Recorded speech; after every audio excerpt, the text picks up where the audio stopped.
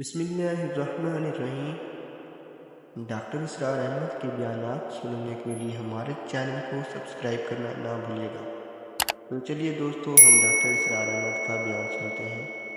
قال رسول اللہ صلی اللہ علیہ وسلم انہا ستکون فتنۃ، ان قریب ایک بہت بڑا فتنہ رونما ہوگا۔ حضور نے خبر دی فتنے کی۔ حضرت علی فرماتے اس پر میں نے عرض کیا، میں نے عرض کیا مل مخرج منہا یا رسول اللہ، اے اللہ کے رسول اس سے نکلنے کا راستہ کون سا ہوگا؟ دیکھیے یہ لکھا ہوا ایگزٹ، نکلنے کا راستہ۔ اور عام طور پر آپ نے دیکھا ہوگا بڑے ہالز میں یہ سرخ روشنی ہوتی ہے، اس میں اس کا اہتمام کیا جاتا ہے کہ اگر خدا نہ خواستہ کوئی حادثہ ہو جائے لوگوں کو معلوم ہو نکلنے کا راستہ کون سا، یہ مخرج ہے۔ حضور نے خبر دی کہ فتنہ ہوگا۔ تو دیکھیے میں ایک بات عرض کیا کرتا ہوں، ذرا توجہ کیجئے۔ ہمارا حال کیا ہے؟ ہم بڑے ریشنلسٹ قسم کے لوگ ہیں، یہ زمانہ ریشنلزم کا ہے۔ اگر ہم ہوتے تو کیا پوچھتے؟ وہ فتنہ کیا ہوگا، کیوں ہوگا، کہاں سے آئے گا؟ ہمارے سوال یہ ہوتے ہیں، کب آئے گا، کیوں، کہاں، کب، کیسے۔ ان سب کی حیثیت علمی سوالات کی ہے۔ بھائی کب آئے گا ایک علم ہے، کیسے آئے گا علم ہے، کہاں سے آئے گا علم ہے، لیکن اصل جو عملی اعتبار سے اہمیت والی شے ہے، بچاؤ کا راستہ کون سا ہوگا محمد الرسول اللہ، یہ بتائیے ہم۔ مل مخرج منہا یا رسول اللہ، حضرت علی نے یہ نہیں پوچھا فتنہ کیا ہوگا، کہاں سے آئے گا حضور، کیوں آ جائے گا، کب آ جائے گا، نہیں، مل مخرج منہا یا رسول اللہ، اے اللہ کے رسول یہ بتائیے کہ جب وہ فتنہ رونما ہوگا تو نکلنے کا راستہ کون سا ہوگا۔ اس کا جواب ہے، ارشاد فرمایا محمد رسول اللہ نے، کتاب اللہ، اللہ کی کتاب ہے وہ مخرج۔ یہ کتاب ہے کہ جس کو تھامو گے تو فتنوں سے محفوظ رہو گے۔ اس کے بعد آپ فرماتے ہیں فیہ نبأ ما قبلکم وخبر ما بعدکم وحکم ما بینکم، اس میں تم سے پہلوں کی بھی خبریں موجود ہیں، عاد اور سمود اور قوم نوح اور قوم ہود اور قوم لوط اور قوم صالح اور آل فرعون، یہ کون ہے؟ من قبلکم، تم سے پہلے۔ وفیہ خبر ما بعدکم، جو کچھ تمہارے بعد ہونے والا ہے اس کی خبریں بھی موجود ہیں، لیکن وہ کیسے ہوں گی؟ وہ بٹوین دی لائنز ہوں گی، وہ بین السطور ہوں گی۔ ان کے لیے انسان کو، آپ کو معلوم ہے کہ عبارت میں سطور ہوتی ہیں اور ایک درمیان میں ہوتا ہے، ان کے کچھ لکھا ہوا نہیں ہوتا۔ You have to read between the lines۔ قرآن میں بعد میں آنے والے حالات بھی درج ہیں، لیکن اس طرح نہیں جیسے کہ پچھلے حالات درج ہیں۔ اس کے لیے ذرا ان ڈیپتھ پونڈرنگ اوور، غور و فکر اور تدبر کی ضرورت ہوگی۔ وَحُکْمُ مَا بَيْنَكُمْ، اور جتنے اختلافات تمہارے اندر پیدا ہوں گے تا قیام قیامت، ان سب کا فیصلہ بھی اس کتاب میں موجود ہے۔ وَهُوَ حَبْلُ اللَّهِ الْمَتِينُ وَهُوَ الذِّكْرُ الْحَكِيمُ، یہی تو ہے وَهُوَ الصِّرَاطُ الْمُسْتَقِيمُ، سیدھا راستہ اور کون سا؟ یہی قرآن تو ہے۔ ہر رکعت میں کہتے ہو اہدنا الصراط المستقیم، اور قرآن دیا ہوا ہے اس پر غور نہیں کرتے۔ عجیب تماشا ہے ہمارا، نماز کی ہر رکعت میں اہدنا الصراط المستقیم، اور حضور فرمائے وَهُوَ الصراط المستقیم، صراط المستقیم یہ قرآن ہی تو ہے۔ الذکر الحکیم یہ قرآن ہی تو ہے۔ وَهُوَ حبل اللہ المتین، اور یہی ہے اللہ کی مضبوط رسی۔ آپ نے قاری صاحب سے وہ آیات سنی سورہ آل عمران کی، وَاعْتَصِمُوا بِحَبْلِ اللَّهِ جَمِيعًا وَلَا تَفَرَّقُوا، اللہ کی رسی کو مضبوطی سے مل جل کر تھامو اور تفرقے میں مبتلا نہ ہو۔ تفرقہ ہوگا تو کیا ہوگا؟ تمہاری ہوا اکھڑ جائے گی۔ آج آپ کو معلوم ہے دول عرب اگر یہ یکجا ہو جائیں، ایک دن کے لیے اسرائیل قائم نہیں رہ سکتا۔ امریکہ نہیں، امریکہ کا باپ اسے قائم نہیں رکھ سکتا۔ اگر امت عرب ہی جمع ہو جائے، عالم اسلام تو بڑی شے ہے، جو وسائل ان کے پاس ہیں، جو اللہ تعالیٰ نے ان کو نعمتیں عطا فرمائی ہیں، لیکن افتراق، انتشار، اختلاف، جتھے بندی، گروہ بندی، دھڑے بندی، اس نے اسرائیل کا خنجر ان کے سینے میں پیوست کیا ہوا۔ اس لیے کہ فَتَذْهَبَ رِيحُكُمْ، اگر تم اختلاف کرو گے تو تمہاری ہوا اکھڑ جائے گی، آج وہ ہوا اکھڑ چکی ہے۔ تو فرمایا وَاعْتَصِمُوا بِحَبْلِ اللَّهِ جَمِيعًا وَلَا تَفَرَّقُوا، اللہ کی رسی کو مضبوطی کے ساتھ مل جل کر تھامو اور تفرقے میں مت پڑو۔ حضور فرما رہے ہیں وہ اللہ کی رسی کون سی؟ هُوَ حَبْلُ اللَّهِ الْمَتِينُ، یہی قرآن ہے اللہ کی مضبوط رسی۔ علامہ اقبال نے کیا خوب کہا ہے، علامہ اقبال نے قرآن اور حدیث کے حقائق کو جس طریقے سے اشعار کا جامع پہنایا ہے، وہ تو خود کہتے ہیں گوہر دریائے قرآن سفتام، میں نے قرآن مجید کے دریا سے موتی نکال کر اپنے اشعار کے اندر میں نے چن دیے ہیں. میرا کام اور کچھ نہیں ہے. موتی کوئی بھی غواص پیدا نہیں کرتا، دریا کی گہرائی سے نکال لاتا ہے. یہ میری حکمت نہیں ہے جو میرے اشعار میں ہے، یہ میں نے قرآن مجید کے دریا میں غوطہ زنی کر کے اس سے یہ موتی نکالے. گوہر دریائے قرآن سفتام. اب دیکھیے اسی حدیث کے اس ٹکڑے کو کیسے شعر میں لائے ہیں. از یک آئینی مسلمان زندہ است، پیکرے ملت سے قرآن زندہ ہست. مسلمان کی زندگی تو ایک آئین کے بدولت ہے، یہ آئین قرآن. جو کہا تھا کبھی قائد اعظم مرحوم نے، جب پوچھا گیا تھا کہ آپ کے پاکستان کا دستور کیا ہوگا، کیا فرمایا تھا یاد کیجئے کہ ہمیں کسی نئے دستور کی ضرورت نہیں، ہمارا دستور 1400 برس پہلے طے ہو چکا ہے. یہ ہماری بدقسمتی ہے. جو کچھ کہا تھا قائد اعظم نے کہ God has given us a golden opportunity to prove our worth as architects of a new state, and let it not be said that we didn't prove equal to the task. میں معذرت کے ساتھ عرض کروں گا حضرت کہ واقعہ یہ ہے کہ ہم اس کے equal to the task ثابت نہیں ہوئے.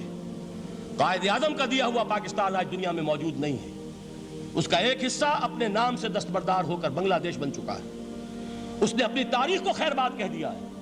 حالانکہ مسلم لیگ کی جنم بھومی ڈھاکہ ہے. 1906 میں ڈھاکہ میں مسلم لیگ نے جنم لیا تھا. اور اگر وہ صرف ہم سے علیحدہ ہوتا یہ اکیرا صدمہ ہوتا. لیکن یہ کہ اس نے جب نام بدلا ہے، در حقیقت اس نے اپنے تاریخ سے، اپنے پس منظر سے استعفیٰ دیا. یہ ہمارا دوہرا ہمارے لیے صدمے کی بات ہے. کیا 2 یمن موجود نہیں ہیں؟ ان میں سے کوئی ایک بھی اپنا نام چھوڑنے کو تیار ہوگا؟ کیا 2 جرمنی دنیا میں موجود نہیں ہیں؟ کوئی ایک بھی ان میں سے اپنا نام چھوڑے گا؟ کیا 2 کوریا نہیں ہیں؟ 2 ویتنام نہیں ہیں؟ تو کیا 2 پاکستان نہیں ہو سکتے تھے؟ ہو سکتے تھے. میں یہ کہا کرتا ہوں کہ یہ گہرا صدمہ ہے علیحدگی، اور دوہرا صدمہ ہے، اور اس سے کہیں زیادہ بڑا کہ انہوں نے اپنا نام بدل دیا، اپنی آئیڈینٹی چینج کر دی. انہوں نے وہ نام اپنے ماتھے سے اتار کر خلیج بنگال کے اندر دبو دیا. یہ بہت بڑی سزا ہے جو ہمیں ملی ہے. کیوں ملی ہے؟ کہ ہم نے 25 برس تک اس جس کو کہا تھا کہ وہ ہمارا آئین ہے، اس کو آئین نہیں بنایا. ہم نے دنیا کے سامنے جھولیاں پساری، ہم نے طرح طرح کے نظاموں کو آزمایا، لیکن اس قرآن کی طرف پیش قدمی نہیں کی. اللہ تعالیٰ ڈھیل دیتا ہے لیکن سزا بھی بہت سخت ہوتی ہے. ان بطش ربک لشدید، وہ ہم پر کوڑا برسا ہے. تاریخ انسانی کی عظیم ترین شکستوں میں سے ایک شکست ہے کہ جو ہمارے ماتھے پر کلنک کے ٹیکے کی طرح موجود ہے. اللہ کرے کہ آئندہ یہ تاریخ اپنے آپ کو نہ دہرائے. لیکن میں عرض کر دیتا ہوں آپ سے، جو ہمارے لچھن ہیں، جو ہمارا طرز عمل ہے، جو ہمارے لیل و نہار ہیں، جو ہمارا انداز ہے، اللہ کے دین کا استہزاء اور تمسخر، جس طرح اللہ کے ساتھ مذاق ہم کر رہے ہیں، اس کا شاید اس سے بھی کہیں زیادہ برا نتیجہ نکلے. اللہ مجھے اور آپ کو اور ارض مقدس پاکستان کو اس انجام سے بچائے. لیکن اس کے لیے کام کرنا ہوگا. صرف کہنے سے بات نہیں بنے گی، کمر کسنی ہوگی. ہمت جو ہے پھر انسان کو اثر نو، ایک نئی تعمیر، ایک عزم، ایک ہاتھ میں قرآن اور ایک میں تلوار لے کر یہ امت پھر دوبارہ میدان میں آئے. بہرحال عرض یہ کرنا تھا. اقبال کہتا ہے از یک آئینی مسلمان زندہ است، پیکرے ملت سے قرآن زندہ ہست. ماں ہما خاک و دل آگاہ اوست، اعتصامش کن کہ حبل اللہ اوست. تامو اس کو مضبوطی کے ساتھ، حبل اللہ یہی قرآن ہے. یہ یک آئینی اور پیکر قرآن کی زندگی، پیکر ملت کی زندگی جو ہے اس قرآن کی بدولت ہے. تو حضور نے کیا فرمایا؟ فتنے سے بچنے کا راستہ کون سا ہے؟ کتاب اللہ فیہ نبأ ما قبلکم وخبر ما بعدکم وحکم ما بینکم وہو الصراط المستقیم وہو حبل اللہ المتین وہو الذکر الحکیم. ایک 3 جملے اور سن لیجئے. هو الذی لا یشبع منہ العلماء ولا یخلق عن کثرت الرد. یہ قرآن وہ شے ہے جس سے اہل علم کبھی سیر نہ ہو سکیں گے. ولا تنقضی عجائبہ، اس کے عجائب کبھی ختم نہیں ہوں گے. یہ ہیروں کی وہ کان نہیں ہے کہ جو کبھی خالی ہو جائے کہ سارے ہیرے نکل چکے اب مزید ہیرے نہیں ہیں. نہیں، علم اور حکمت کے ہیرے اور ہدایت اور حکمت کے موتی اس میں سے ابد الآباد تک نکلتے رہیں گے. ضرورت صرف کھودنے کی ہے. میں نے وہ لفظ استعمال کیا تھا. آج کا قرآن کھودنا ہوگا. آج کی ہدایت اس قرآن سے نکالنی ہوگی.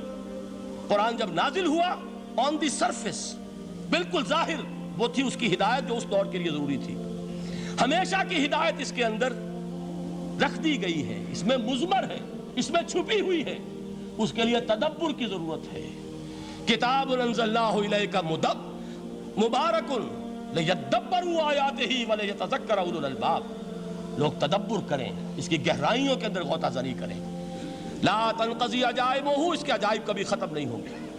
ولا یشبع منہ العلماء، اہل علم کبھی اس سے سیر نہیں ہوں گے۔ آپ کو سخت بھوک لگی ہوتی ہے اور کھانا کھانے کے تھوڑی دیر کے بعد اب آپ کا ہاتھ رک جاتا ہے، سیر ہو گئے، بہترین کھانا ہے لیکن نہیں کھا سکتے۔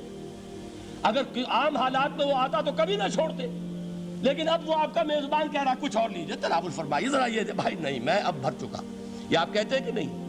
حضور فرمایا یہ قرآن وہ شے نہیں ہے جس سے اہل علم کبھی سیر ہو سکے، ان کی پیاس بڑھتی چلی جائے گی، ان کے اندر quest of knowledge, search for wisdom بڑھتی چلی جائے گی۔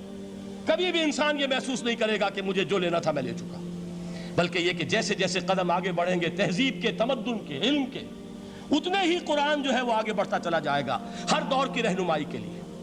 لا تنقضی عجائبہ ولا یخلق عن کثرت الرد، بار بار کے پڑھنے سے اس پر بوسیدگی طاری نہیں ہوگی۔ دنیا کی اور کتابیں ہیں، ایک دفعہ پڑھ لیں گے، دو دفعہ پڑھ لیں گے، تین دفعہ پڑھ لیں گے، چار دفعہ پڑھ لیں گے، پھر جی نہیں چاہے گا۔ لیکن یہ کتاب وہ ہے، امام شافعی کا میں واقعہ آپ کو سناتا ہوں۔